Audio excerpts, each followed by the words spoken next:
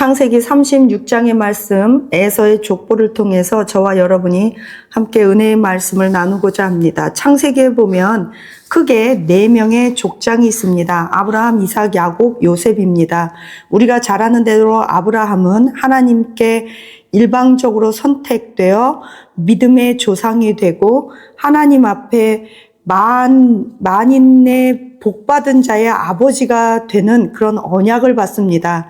그리고 그의 아들 이삭은 조용하게 순종의 삶을 살아간 언약의 징검다리와 같은 역할을 한 사람이라고 할 수 있습니다. 그도 그럴 것이 그는 조용하고 13살경쯤 아버지에 의해 죽을 뻔하다가 살아난 자로서 이미 그냥 어린 시절부터 하나님 앞에 절대적인 그 순종의 삶을 배웠고 자이든 타이든 간에 그렇게 되었습니다. 야곱은 우리가 잘 아는 대로 이삭의 쌍둥이 형제인데 야곱과 에서, 그 중에 야곱입니다. 야곱은 생존과 번성을 위해 치열하고 고달픈 삶을 살다간 끈질긴 믿음의 신앙인인데 우리들에게 많은 오해를 받고 있는 부분도 없지 않아 있습니다. 그러나 어찌되었든 아브라함이 받았던 그 언약의 축복, 번성하고 복의 근원이 되는 그것의 가장 큰 틀을 놓은 자라고 할 수 있습니다.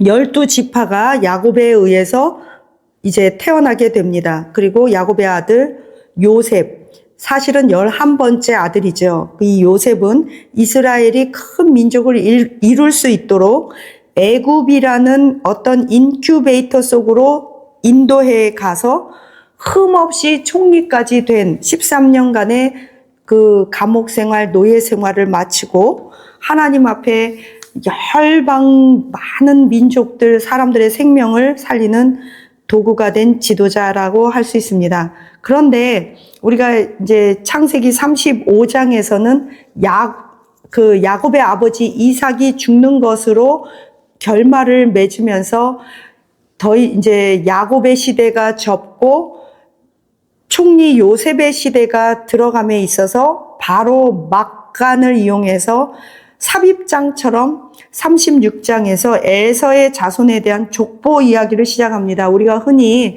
족보 이야기가 나오면 누가 누구를 낳고로 시작하고 그래서 좀 지루한 면이 있지만 이 족보 이야기가 나오면 눈을 반짝 뜨고 자세히 보아야 하고 가능하신 분들은 주석이나 인터넷을 찾아서 좀 조사해 보아야 할 필요가 있습니다. 하나님께서 족보 이야기를 사이사이에 넣었을 때는 우리의 정체성에 대해서 언급하실 때가 있고 역사의 흐름에 대해서 언급하실 때가 있으며 하나님이 누구를 통해 어떻게 일하는지를 보여주실 때 족보 이야기를 언급하기도 합니다. 그래서 신약, 새로운 언약, 처음 시작할 때 마태복음 1장에서도 예수님의 족보 이야기로 시작합니다. 그래서 성경은 이 족보가 나오면 매우 진지하게 우리가 보아야 하고 특별히 목사님들은 설교 준비하시다가 이 족보 이야기가 나오면 어느 부분쯤에서 막간을 이용해서 삽입장처럼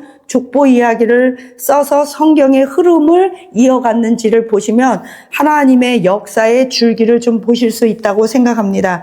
창세기 36장에 나타난 에서의 이야기는 하나님께서 에서에게 복을 주시고 큰 민족을 이루게 하셨는데 특별히 마지막 36장 40절에서 43절에 보면 오홀리바마 족장, 그나스 족장 이렇게 하면서 족장들의 이름을 쭉 열거하는 것으로 36장 에서의 그 족보장이 마무리됩니다. 에서도 하나님 앞에 크게 축복받은 것이 무엇이냐면 여기서 말하는 그나스 족장의 이름이 거론되는데 그나스 족장은 성경에서 그니스라고도 부릅니다. 그나스나 그니스나 똑같은데 갈렙의 시조고 갈렙 족속의 족장이 됩니다. 갈렙은 그나스 즉 에서의 후예인데 나중에 모세를 따라서 나오고 그 이후에 유다 지파로 편입돼 버립니다. 하나님께서 이렇게 갈렙을 원래는 에서 버림받은 자, 사이드, 변두리에서 태어났지만 하나님을 전심으로 따르고 여호수아와 갈렙이 그 가나안 정복까지 또 모세를 따르고 여호수아를 따른 갈렙이 결국은 유다 지파로 바뀌는 역사가 일어납니다. 저와 여러분이 어떤 환경, 어떤 가정, 어떤 비참한 가정에서 조건 없이 참 흙수저로 태어났을지라도 우리가 그 그나스 지파에서 유다 지파로 바뀐 갈렙처럼 하나님을 전심으로 쫓으면 왕 같은 제사장 유다 지파로 바뀔 줄 믿습니다. 그런 저와 여러분이 되시기를 예수님의 이름으로 축원합니다. 또 에돔 족속을 에돔 족속이라고 부릅니다. 창세기 25장 30절에 에서가 붉은 팥죽을 거래할 때 그리하여 에서가 에돔이라고 불리게 되었다고 언급하고 있습니다. 에돔은 붉다라는 뜻인데 이들은 세일산에 정착했습니다. 아버지 이삭이 에서가 와서 나에게도 복을 달라고 애걸복걸 했을 때 나는 너에게 줄 복이 없다. 하늘의 이슬도 너에게 거리가 멀고 비도 거리가 멀고 너는 유리 방황하며 살게 될 것이라고, 이게 축복인지 저주인지 모르겠지만 하여튼 그런 저주받은 그런 에서였습니다. 이들은 세일산에 거하고 실질적으로 이들이 유리 방황하며 살았습니다. 신명기 2장 4절 또 2장 12절에 보면 에서의 자손이 에돔 사람이 되었다고 말하고 있는데 민수기 20장 14절에서 21절에도 보면 출애굽 당시에 이스라엘 백성이 에돔 땅을 지나려 하자 그것을 가로막았습니다. 그래서 오바댜 선지자가 에돔이 이스라엘을 배신한 것에 대해서 심판이 있을 거라는 예언을 했습니다.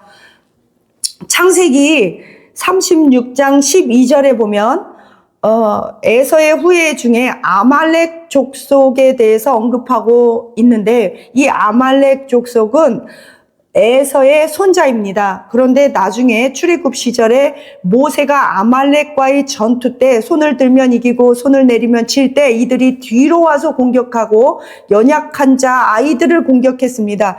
그래서 하나님께서 사울 왕에게 모든 그 아말렉 후손과 아말렉 왕, 아각 왕을 다 죽여버려라 그랬어요. 그런데 이 후손을 사울 왕이 이 탐심에 눈이 멀어서 죽이지 않았기 때문에 사무엘이 아과강을 죽여버립니다. 그러나 이 아과강을 죽였지만 아말렉의 후손이 그때 잔녀가 남아 있었어요. 숨어 있었단 말이에요. 하나님께서 다 죽여라 할 때는 이유가 있는 거예요. 씨도 말리지 말고 죽여야 돼요. 우리가 하나님이 이거 버려라, 이런 우상 숭배 버려라, 이런 나쁜 것들 끊어라 할 때는 우리를 살리기 위해서 자녀를 남기지 말라는 거예요. 타협하지 말라는 거예요.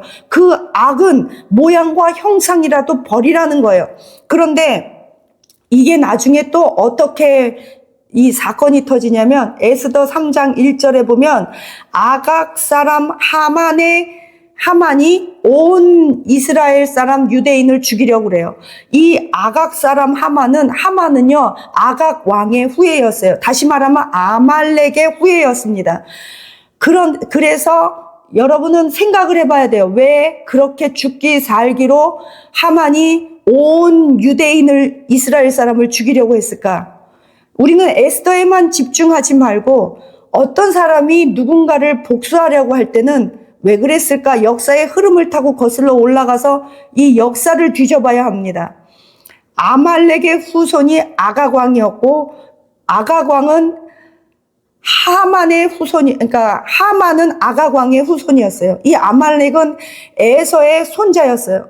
그렇기 때문에 유대인을 학살한 이유는 오랜 세월의 원한이 쌓인 것이지 어느 날 하루 이틀의 이야기가 아니라는 거예요. 그래서 하나님께서는 신명기에 이스라엘 사람들에게 이렇게 명령해요. 너희의 기억에서 아말렉을 지워라. 이게 뭐야? 멸절시켜버리라는 거예요. 씨도 말리라는 거예요. 그런데 그렇게 못했을 때 후손들이 그렇게 고통을 당하는 것을 우리는 볼 수 있습니다. 반면에 우리는 야곱을 보면 야곱은요 어디 가든 예배 드렸어요. 야곱이 33장에서도 34장에서도 보니까 하나님께서 34장에도 그렇고 33장 야곱이 숫곳에 이르렀습니다. 숫곳이라는 말은 원래 막이라는 뜻인데 그것의 복수 형태의 많은 막들을 쳤어요. 어디에서? 세겜에서. 그래서 세겜을 숫곳이라고 그러고 숫곳이 세겜이에요. 즉 세겜은 장막을 많이 친 곳이다. 그래서 숫곳이다. 이렇게 불렀어요. 어쨌든 이방인의 땅에서 야곱은 돈을 주고 땅을 사서 거기에서 세겜 땅을 사서 거기에 장막을 막 쳤어요. 왜? 거부가 됐기 때문에. 자기 자신을 위해서, 자녀들을 위해서 막을 치고 또 우리 양떼들을 위해서 막을 쳤어요. 막을 얼마나 많이 쳤는지 그곳을 막들의 장소다 해서 숫곳이에요. 그만큼. 그런데 야곱은 거기 이방인의 땅에서 막을 칠 때도 거기서 33장 20절에 보니까 거기에서도 제단을 쌓고 그 이름을 엘렐로헤 이스라엘이라고 불렀더라. 뭐예요? 하나님 이스라엘의 하나님이라고 그는 불렀습니다. 그는 예배자였어요. 그래서 자꾸 제가 우물가 사마리아 여인의 얘기를 자꾸 거론합니다. 우리 조상 야곱보다 큽니까? 어디서 예배를 드려야 합니까? 도대체 베델에서 드려야 합니까? 또는 예루살렘에서 예배를 드려야 합니까? 비록 사마리아 여인이었지만 예배에 대한 갈망이 있었어요. 예배 그러면 바로 야곱이에요. 에서는요 참 인간적이었어요. 그는요 오늘 36장에도 보니까 야곱의 재산도 많아지고 양들도 많아지고 에서의 재산과 양들이 많아지고 그의 가족도 많았어요. 그런데 한 곳에 살 수 없으니까 에서가 떠났어요. 야곱이 떠난 게 아니에요. 그래서 에서가 떠나서 에서는 세일산 그곳에 이른 거예요. 그거 참 인간적이에요. 그리고 다리 쩔뚝쩔뚝하고 신체 불구가 되고 다 늙어빠진 자기 동생을 보니까 에서는 활 쏘는 자, 사냥하는 자, 힘도 센 자인데 얼마든지 자기 그 동생도 죽이고 그 동생의 가족들, 아들들 다 죽일 수 있는데도 아니다, 내가 지켜줄게. 근데 야곱이 아닙니다, 아닙니다. 그러니까 그러면 내가 사람을 여기 붙여줄게. 지켜주도록. 왜냐하면 그때는 막 이렇게 여기저기 다니면서 도적대들이 많잖아요. 아브라함 때도 그 도적대들이 많이 와서 그 조카 롯을 다 데리고 가잖아요. 그러니까 지켜준다 그러는데 에서는 그만큼 인간적이에요. 에서는 지금으로 따지면요 어떻게 보면 꼭 장독감이에요. 힘도 있죠. 세상 물정도 잘 알죠. 활통을 어깨에 메고 다니면서 사냥하죠. 사냥도 잘하죠. 남성답죠. 그런데다가 처첩을 많이 두었죠. 예. 그런데 문제는 이거예요. 에서는 영적인 것에는 뭔가 열심히 하긴 하는데 빵점이라는 거죠. 왜? 아버지가 이삭과 리브가가 그 가나안 여인 취하는 것을 보고 근심하니까 자기가 삼촌 라반 집에 가서 그곳에서 결혼을 해야 하는데 버림받은 하갈, 아브라함의 첩 하갈, 그의 후손 이스마엘, 그 후손의 딸들하고 결혼하잖아요. 그러니까 야곱은 어찌 보면 그냥 뭐 특별히 그렇게 뭐 에서를 위해서 한 것도 없고 그래요. 그렇지만 그래도 그는 끈질기고 성실하고 책임감 있고 그래도 영적인 사람이에요. 그는 무슨 일이 있을 때마다 베델에서도 예배드리고 엘베델 그렇게 또 예배드리고 무슨 일이 있으면 예배드리고 이방인의 땅에서도 예배드리고 늘 예배드리는 자예요. 그는 하나님을 전적으로 의지해요. 그가 사랑했던 라헬이 아기를 낳지 못하니까 바가지를 긁어요. 야곱한테 나도 아들 낳게 해달라고 그랬더니 버럭 화를 내면서 야곱이 그 라헬한테 자기 부인한테 그러잖아요. 내가 하나님을 대신하냐고. 그는 그 아들을 주시고 태의 문을 열고 닫으시는 분이 하나님이라는 걸 다 잘 알았던 사람이에요. 그러니까는 어떻게 보면요 주의 길 가려는 사람은요 하나님께서 다 망가뜨려 놨든지 아니면 망가졌기 때문에 주의 길을 가든지 잘 모르겠어요. 둘 중에 하나겠죠.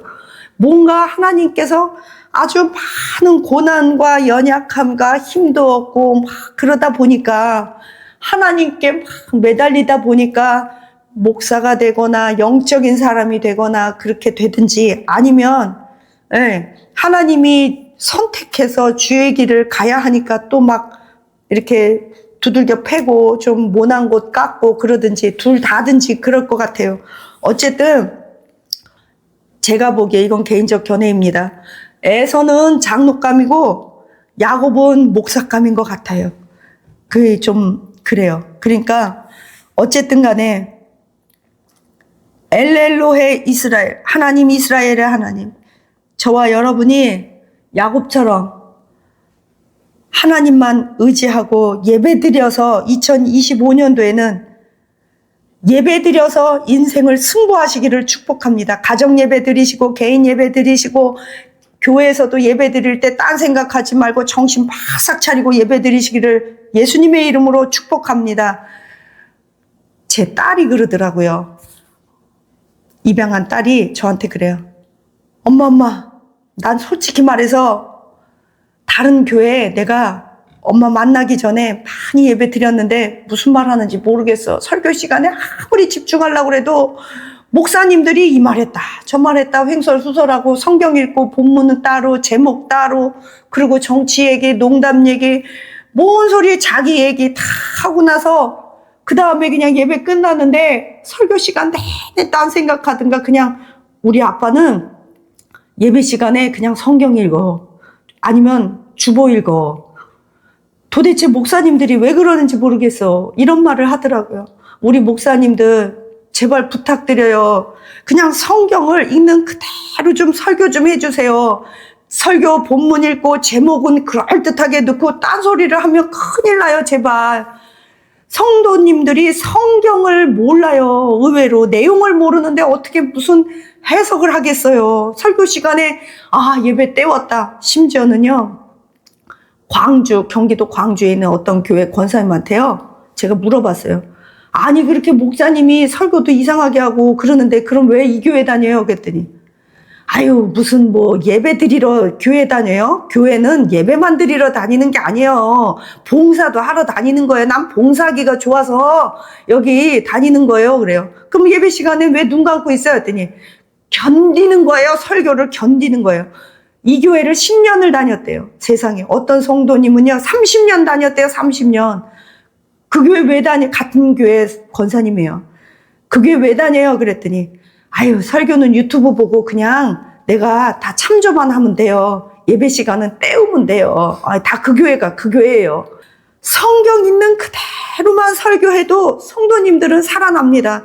예화 없어도 돼요. 물론 있으면 좋겠지만 성도님들은요. 연약해서 예화만 남아요. 끄트머리 말만 남아요. 교회 나오는 순간 제목도 잊어버려요. 그러지 말고 성경 말씀이 좀 거칠고 딱딱하고 현미밥처럼 입에 안 달고 안 넘어가는 것 같아도요. 말씀 있는 그대로만 하면 성도님들이 산다니까요. 이건 제 견해입니다. 제 경험이에요. 물론 다른 목사님들이 훨씬 설교도 잘하시고 성경 공부도 많이 잘 가르치시지만 어느 권사님이 저한테 그래요. 목사님, 설교를 듣고 싶지만 유튜브에 많은 설교가 있는데 솔직한 말로 들을 말이 없어요. 그런 말씀을 해요. 도대체 홍수가 나서 물이 많은데 마실 물이 없고 유튜브에 말씀이 넘쳐나는데 막 웃기는 말만 하고 정치 얘기만 하고 그러지 마시고 그리고 딱딱하게 신학적으로 성경 공부만 더 많이 가리키면 흔히들 그러잖아요. 머리만 커지고 귀만 커지고 바리새인 된다고 흔히들 그러잖아요. 그냥 하나님의 이 말씀이 있습니다. 이 말씀을 우리가 되새기고 마음판에 새깁시다. 그러면 성령님께서 각자의 분량만큼 성도님들의 지성 수준이 다 다르니까 처지도 형편도 다르니까 성령님께서 각자 필요한 만큼 우리에게 깨닫게 하실 줄 믿습니다. 존 칼빈이 그랬어요. 가장 좋은 설교는 성경 말씀 자체다. 그래서 우리가 막 해석할 생각하지 말고 그냥 말씀을 많이 이렇게 이 말씀은 이거다 이렇게만 해주셔도 감사하겠습니다. 말씀을 마무리 짓겠습니다.